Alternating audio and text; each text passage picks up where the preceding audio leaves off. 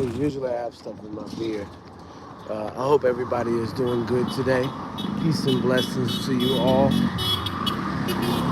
I've been coming on lately. I haven't been getting a whole lot of traction. I think I came on, was it last night or the night before last? Maybe it was last night. But I wanted to come back on again and continue this conversation about, oh yeah, I know those coming in there. I wanted to continue this conversation about the twin towers of biblical understanding, being that the earth is flat, that the Israelites are black, right? So these are the foundations that you have to build your biblical understanding on, especially in the modern world, because of, well, really, these are only the foundations that you build your biblical understanding on when you're in the modern world, because the ancient world understood those two just basic facts about the Bible. Do you see what I mean? In the ancient world, they understood these concepts intrinsically, and there was no question as to the shape of the earth. There was no question as to the ethnicity or the color of the Israelites. And now, for these two grand questions in the modern era, people say, oh, well, neither one of them matter. We'll be told that no one of them makes any difference according to salvation or considering salvation.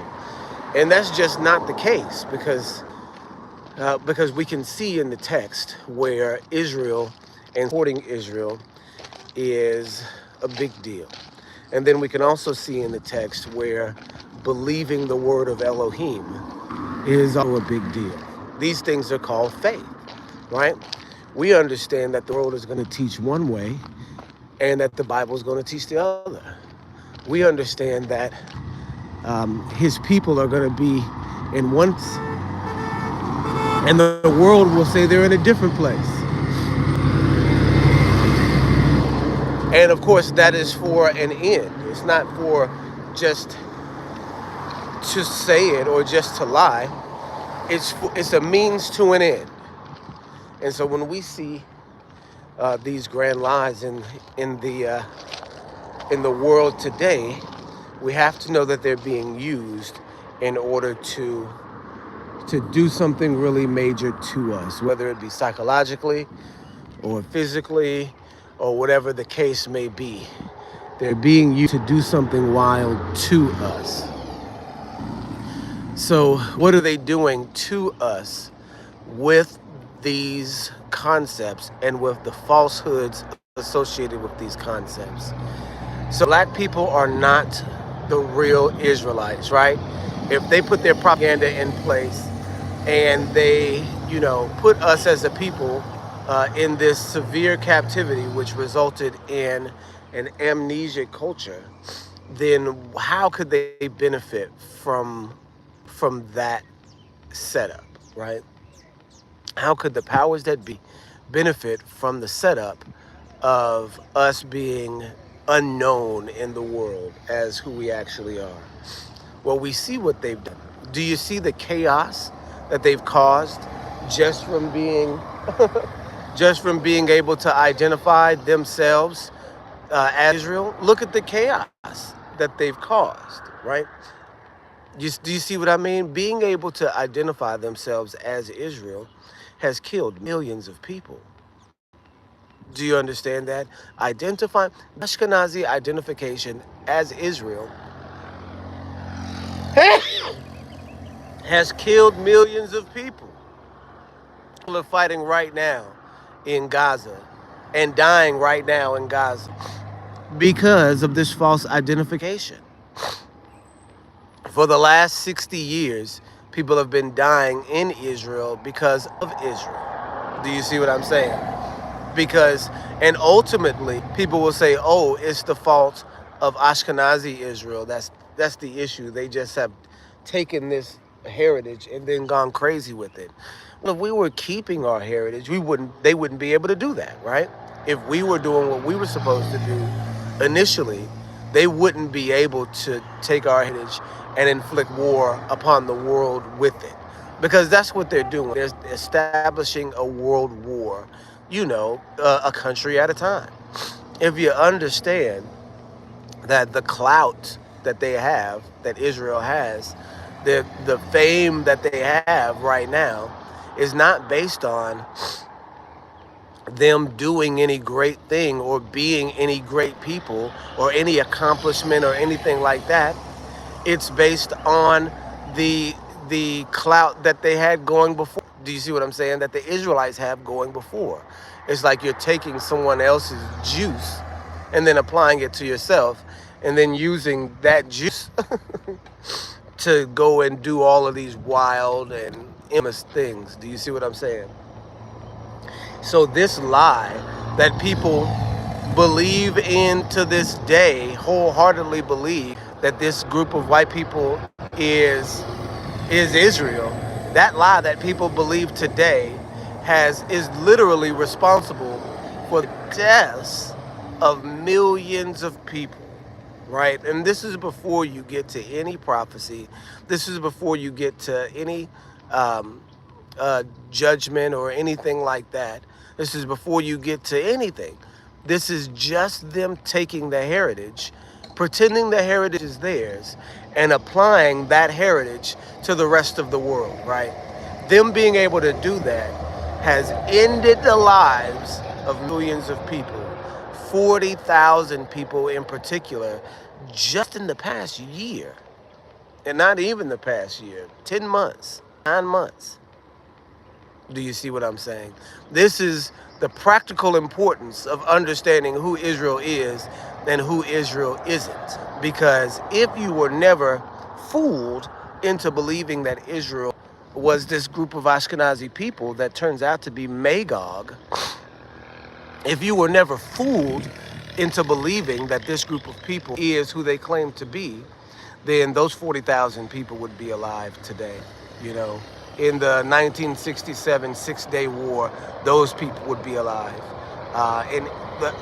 In any of the arenas where Ashkenazi Judaism is said to be, or Ashkenazi people is said to be responsible for death at any point in time, wherever they've been linked to, it's because they have this identity, right? That they were able to accomplish these things. And that's the thing. So being able to identify who is who in the text is of utmost importance. Because imagine believing that imagine cleaving to a people who you believe is Israel, and they're actually Magog. You see what I'm saying? Imagine cleaving to a group of people who are claiming to be Israel, but are actually Magog. I'm going to say that again. Imagine cleaving to a group of people that you believe are Israel, but they're actually Magog, Israel's sworn enemy. The enemy that at the end of the world will come and destroy Israel. You're cleaving to these people, believing that they're Israel, and they're Israel's number one enemy in the end of the world, Magog, right?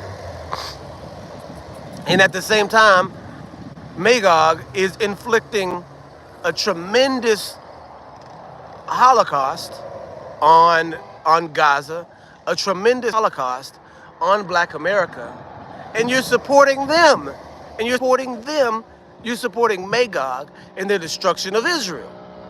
Do you see what I'm saying? If you don't understand that this is the case, you're supporting Magog.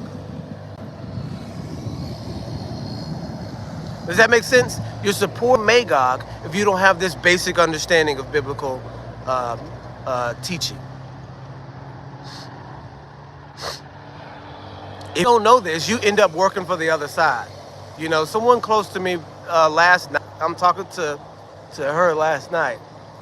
She tells me, well, isn't it prophesied that Israel would be replaced? Isn't that a prophecy? Huh? Of course, she's coming from a Christian perspective, trying to get a gotcha point.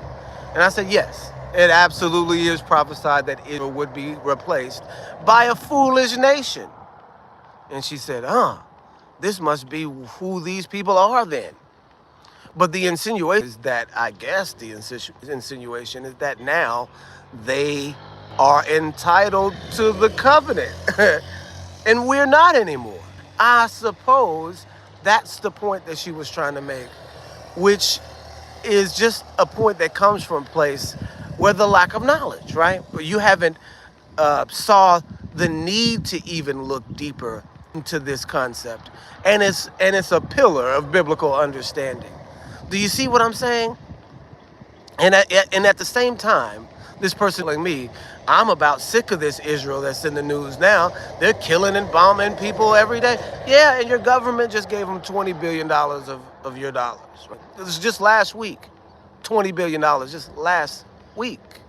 So not only are they supporting Magog, are they killing people in a genocide, you're supporting the genocide too, because you're going to vote for these people that are going to establish this genocide in Israel right now. Voting for the people, and as a secondary or tertiary, a third, gripe with the administration, oh, they're not supporting the Gazan people.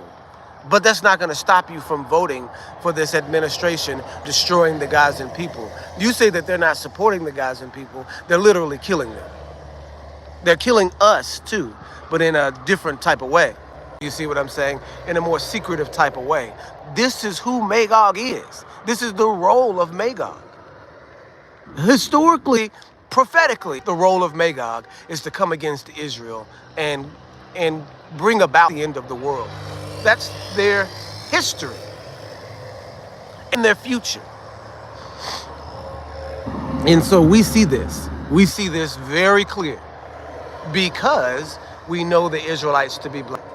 If we didn't know that, then we would be supporting a group of people that have nothing to do good with the text. If we didn't know who the Israelites were, we'd still be living under a captivity that is a captivity. Under a captivity that can allow you to roam free while you put yourself in bondage, right? That you can be, out walking around doing whatever you want and still be in a severe state of mental captivity. You're not even going to do certain things because you've got that block over your mind. Do you see what I'm saying? You're not going to be in certain places because you've got that partition in your brain. You've got the veil in your brain, right? Some people, when it talks about the veil in the text, it says that some people who read the Old Testament still have the veil over their heart because they're not seeing Messiah at the end of it. And that veil is done away in Messiah. That the goal of the law is Messiah. And that's why we keep the law. Why the law can be changed. That's why the law can be it's seemingly malleable, because the goal of the law is to get you the kingdom where Messiah is king. Does that make sense? And Paul is explaining this to people in the first century because they've been keeping the law, thinking that it's the goal, that the law is the goal, but the actual goal is Messiah, right? And so this same type of veil is over the hearts of our people and over the hearts of people that hear and don't understand, that don't get it, right? Because they are looking at it from a perspective that removes the key character. They're looking at it from a perspective where the protagonist in the story is actually the antagonist. Do you see what I'm saying? If you think that the protagonist is the antagonist, then prepare to be antagonized, right? Prepare to be propagandized, because this is what we are, this is who we're being led by. You see what I'm saying? If Israel is the leader of babes, the teacher of the blind, right? The teacher of babes, the leader of the blind, then who are we being led by now? Do you see what I'm saying? Who are we being led by now? And that's why this has to be a pillar of biblical understanding. This has to be that if you can't get to this point in the text, then you don't understand the text. It has to be that if you think something different, then you're compromised, is the word I'm looking for. You're compromised. Does that make sense? You're compromised because you can't be doing the will of the Father, because the Father is helping his people. He's helping all people who believe in him, but starting with his people. Judgment happens in Israel first. Blessings happen in Israel first too, though. Do you see what I'm saying? Once he starts pulling his people, what are you going to do in that understanding? Once his people start being called, where are you going to be in it? Are you going to be on the side fighting it to say, oh, this is a heinous and racist false doctrine? These people believe that they are more sure about them and not about Messiah who called us, making it about them and not about the Father who called us, or bringing us into bondage of the law by their commandments of men, right? These are the critiques that they have of Israelite people that are coming into their Israelite understanding. But at the same time, don't understand the text, because the text literally says that the bringing in of Israel from the dark will be the resurrection, will be life from the dead. You guys haven't read Romans 11? That the calling back of the Israelites after being cut off is resurrection, is powerful enough to resurrect the dead. Do you see what I'm saying? In this light, as a Christian, you guys should be.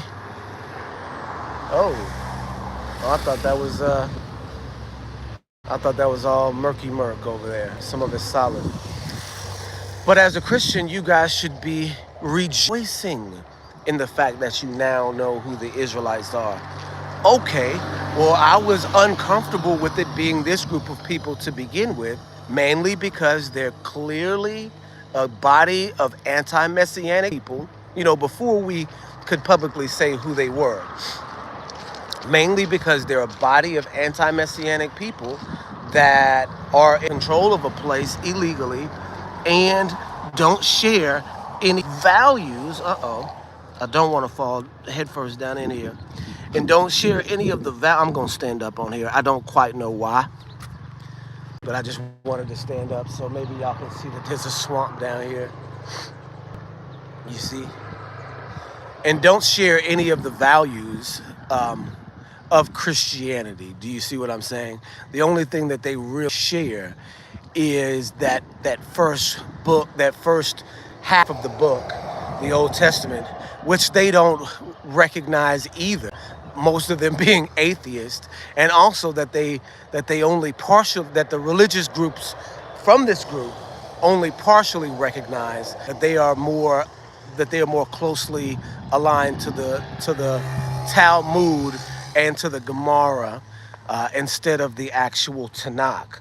Both documents, which are just some of the most heinous documents in history, to do with racism and bigotism and elitism.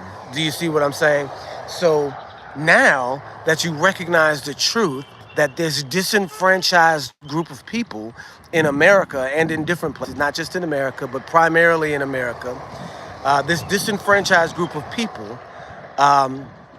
who don't know who they are and history, and who are on a world public stage very visibly frustrated with their position, and manipulated and coerced and used as bargaining chips on the world stage. Their music used to manipulate them and the world. All of these different things. As a Christian, finding out that those are the actual Hebrews, you've had your suspicions about the ones that you've believed to be Hebrews, finding out who the actual Hebrews are should be a joy. It should be an aha moment to say, and for some people it is. See what I'm saying? For some people, it is an aha moment. Like, oh, wow, I'm glad I now know this so that I can help the cause. And the cause in this day is to wake up all of them. to wake everybody to what the truth is, so that we can have the understanding that they had in ancient times. If these group of people, if the scripture says in Zechariah chapter 9, that, and I believe it's chapter 9, and maybe chapter 8, I think it's 9, that 10 men will grab on the skirt of him that is a Jew and say, we will go with thee. We have heard that Elohim, we will follow thee because we have heard Elohim is with thee. That's the prophecy, right? It says 10 men will grab on the skirt of him that is a Jew and say, we will go with thee because we have heard that Elohim is with thee, right? If that's the prophecy and you're a Christian, shouldn't you be happy that there are a group of people that you can now help and don't feel bad about?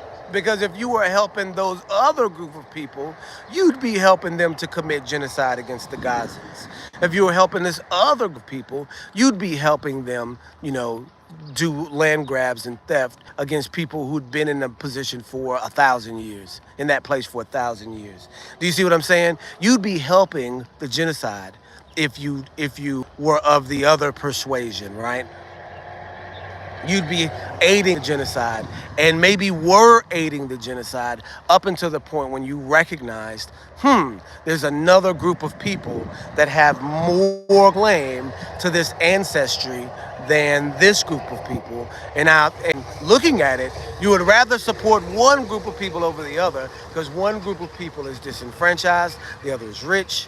One group of people is causing a massive genocide, the other is being inflicted, a massive genocide is being inflicted upon them. One group of people is taking a piece of land that has belonged to other people for 1,000 years, and then the other group has no land whatsoever. Do you see what I'm saying? Do you see the stark contrast in one to the other? This is why this is a pillar of biblical understanding. This is why a twin tower of biblical understanding. Because as a Christian, it should make you say, oh, my focus has to change. Do you see what I'm saying? You've got ghettos in America that are worse in some instances than war zones all across the world. War zones in Iraq, war zones in Gaza. They're dropping bombs on the ghetto, but we might as well be dropping bombs on each other. Imagine the understanding that we would have if we knew for a fact that we were Israel. Imagine the gospel being preached by Christians to Israelites, saying, we're waiting on you the people. Imagine the primacy of the text if you see yourself in it. As a Christian, as a Gentile, or as a Hebrew. Imagine the primacy of the text to be able to say, this is what's coming to pass right now. You see Magog in power. You see Israel in captivity. What are you going to do? You see what I'm saying? It's a pillar of biblical understanding. It matters. It matters the most right now because it changes your perspective. It changes your progress, right? It changes your direction, the direction that you're going, right? The object of your affection is changed. Do you see what I'm saying? If Jesus becomes Yahusha, his skin changes. And that matters, right? If Vladimir Putin was black, if you found out that Vladimir Putin was black, if you found out that Vladimir Putin was black, that would change things, right? If you found out that President Trump or Vice President, whatever, whoever he is, was black, that would change things. You see what I'm saying? With pictures and all that, so we know he's not. But if you woke up one day and he had an ancestor or found out that his grandfather was blonde black, that would change things. You see what I mean? Or if there's somebody that you had been hearing from your whole life and didn't never see, and then found out he was black and you thought he was white the entire time, that would change things, right? Do you see what I'm saying? So imagine now you have a figure who is persecuted, who hung from a tree, who is oppressed by European society, who is killed ultimately and given up by his own people. Do you see what I'm saying? People that were with him gave him up, right? And then you say, okay, this person's black. Now you've thought this person was white, but this person is black. Wait a second. We have whole movies built on the modern aspect of this ancient understanding. Do you see what I'm saying? There's a movie right now called Judas and the Black Messiah. And what is it about? It's about a group of people who are being oppressed in society, raising up and fighting for their salvation and freedom. And one of the members of the group betrays the leader of the group and causes him to die. And literally his death is significant enough to cause a movement after the fact. Do you see what I'm saying? This story is the same story in the 20th century as it is in the 1st century. If you see that the same things are happening, that Elohim is raising up messiahs in this culture, and we're killing them, do you see what I'm saying? Doesn't that add a bit of perspective to the biblical story, especially when you can see it happening right in front of you? For people that have problems with faith, for people who are leaning towards the scientific conclusion, you should be able to look at what's going on in society and match it to the ancient society that we know so well, that we're all raised with. You see what I'm saying? So this understanding is paramount. The understanding of who the Israelites are is paramount. And now I talked about the understanding of the earth being flat yesterday. I just wanted to come back around and re-emphasize the importance of identifying the Israelites, because, again, you don't want one to weigh the other. The identification of who Israel is and that the earth is flat, of course they work together, but you don't want to say, okay, the earth is flat, da-da-da-da-da, but I don't believe Israel. Or Israel is who it is, but I don't believe that the earth is flat, because they both rely and depend on the text, right? And you do not want to undermine the text in any way, shape, or form whatsoever. The text is your weapon. It is your sword. It is the instrument with it's the instrument that you use to battle with. And if you cannot have that sword sharpened, then it becomes a less effective weapon. If you say to your opponent, look, opponent, I'm willing to concede that the Bible says this thing, but it actually is something different, then your sword has lost its sharpness. Do you see what I'm saying? Oh, I'm willing to concede that Genesis 1 may be a poetic representation of what we see before us. Then you've lost. Then the battle's over and they've won, because you've capitulated to their religion. You have given in to their understanding on heaven.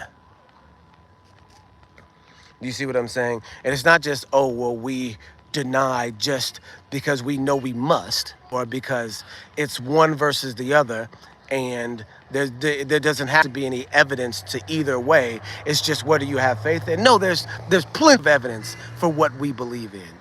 When you look out at the horizon, it's flat. The horizon is called the horizon because it's horizontal, and horizontal is flat.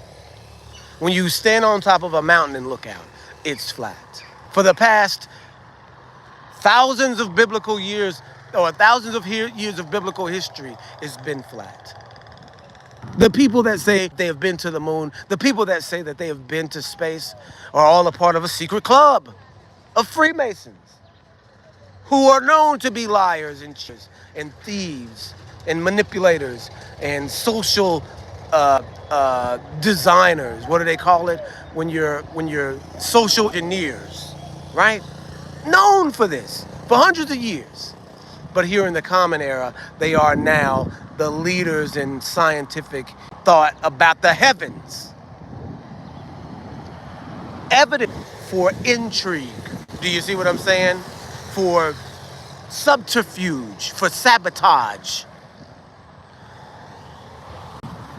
Beyond the evidence, the literal physical evidence that we can see around us of an environment built for us to thrive in.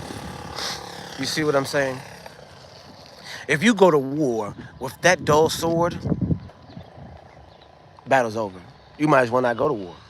And that's what most people are doing. They are conceding, okay, this is how it is, and I'm going to concede my text for your text. Can't do that. You have to believe the text. It is powerful. It is strong. It is able to read your mind. The script says in Hebrews chapter 4, it says the script is the word is a double-edged sword that is able to slice through bone and marrow. What does it say? Bone and marrow, or I can't remember it now. I'm butchering this one. It said she's able to cut asunder soul and spirit, and able to show the intents of the heart. And now that last is very, very important. I think this is Hebrews 4:20 or 4:11. It's able to show the intents of the heart. It's telling you that the Bible is able to read your mind. The intents of the heart is your mind, because the heart and the mind work together. We know even biologically, because we would say, oh, she thought in our heart. Well, okay, I thought you thought with your brain. Well, no, there's two electrical organs in your body, and they're connected through this electrical system. So while your brain creates thoughts and all that good stuff, your heart is connected to the same electrical system.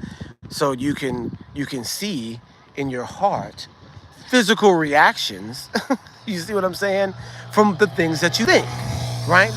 Internally, you're thinking with your brain, but it's connected so closely to your heart that when you think of a sad thought, you get a heartbeat. When you think of a happy thought, you get a strong heartbeat. It's connected. When you hear of a loved one dying, right? The information goes into your brain, but your heart sinks, right?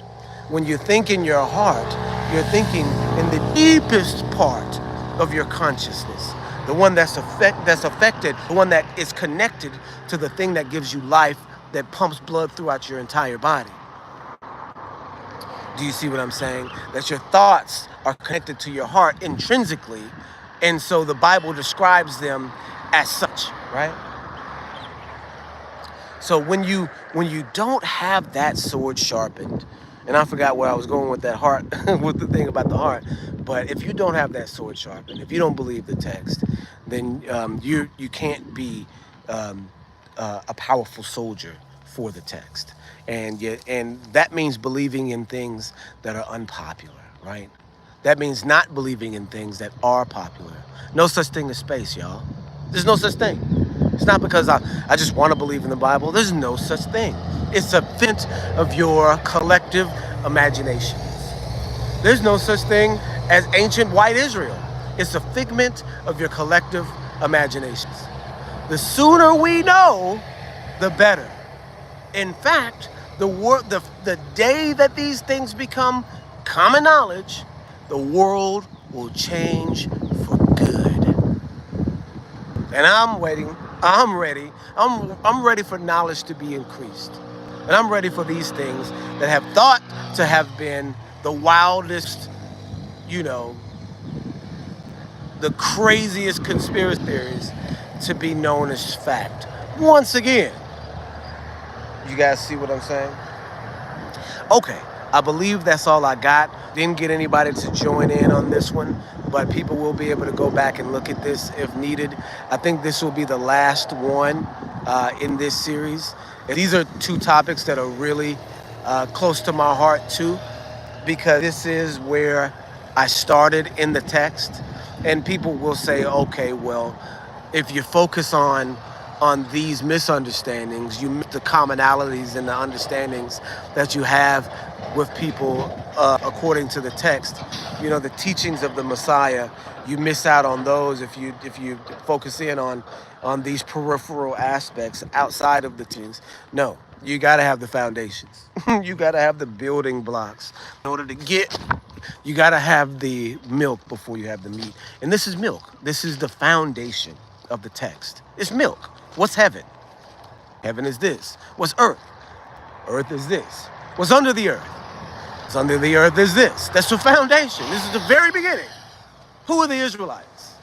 Where do they come from? What do they look like? All of these things are found in the first book of the Bible. And if we don't understand it, then we don't understand the rest, right? Okay, you guys, that's all I got. Shalom, shalom. Peace and blessings.